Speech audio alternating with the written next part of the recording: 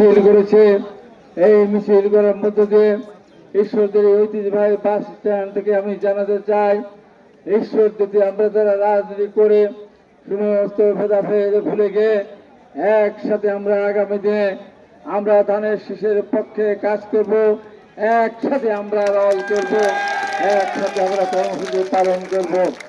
আপনারা দেখেছেন আমাদের যে সমস্ত ভাইরা কারাগারে ছিলেন তাদেরকে বারে বারে বিভিন্ন ভাবে আমাদের বের করে নিয়ে আসতে হয়েছে, একবারে আমার সুযোগ হয়নি। তাই যতবার যারা বের হয়েছেন তাদের সাথে ততবার এসে আমি এই বাস স্ট্যান্ডে কখনো কখনো পাবনা জেলা বিএনপির কার্যালয়ে, কতক্ষণ লাইনের ওপারে আমি বিভিন্ন সময় বক্তব্য দিয়ে আমি তাদের সাথে সহমত পোষণ করে বাড়ি ফিরে গিয়েছি। এখানে অনেক বড় বড় আমরা অনুষ্ঠান করেছে, আমরা এখানে সিদ্ধান্ত নিয়েছিলাম, আমরা শপথ নিয়েছিলাম, আমরা সবাই একসাথে থাকবো, একসাথে চলবো।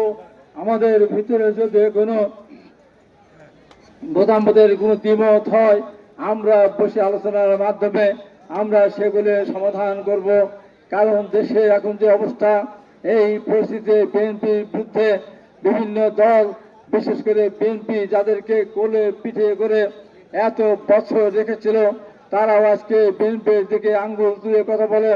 আজকে নতুন নতুন দল হচ্ছে, পুরাতন যে সমস্ত দল আছে সবাই বিএনপির বিরুদ্ধে কথা বলে।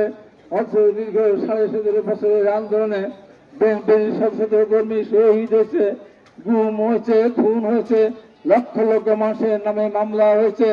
আমরা বারবার কারাগারে গিয়েছে, আমাদের গরিবকে ইলেকট্রিক শক দেওয়া হয়েছে, রিমান্ডে নিয়ে অত্যাচার নির্যাতন করা হয়েছে, পায়ে গুলি করা হয়েছে, হাতের আঙ্গুলের নখ উঠিয়ে দেওয়া হয়েছে।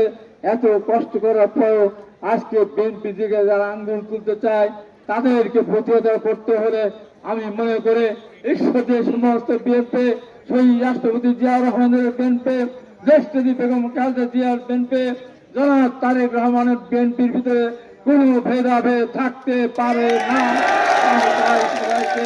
ঐক্যবদ্ধভাবে আমরা যেমন এক মঞ্চে ছিলাম, আবার আমরা এক মঞ্চ থেকে আমরা ওই সমস্ত যারা ষড়যন্ত্র করে আমাদেরকে প্রতিহত করতে চায়, ষড়যন্ত্র করে যারা রাষ্ট্রের ক্ষমতায় গিয়ে বিএনপিকে আবার রাজপথে নামিয়ে দিতে চায়, আসুন সবাই মিলে ঐক্যবদ্ধ হয়ে ওই ষড়যন্ত্রের আমরা মোকাবেলা করে। আমি প্রায় বলি আপনার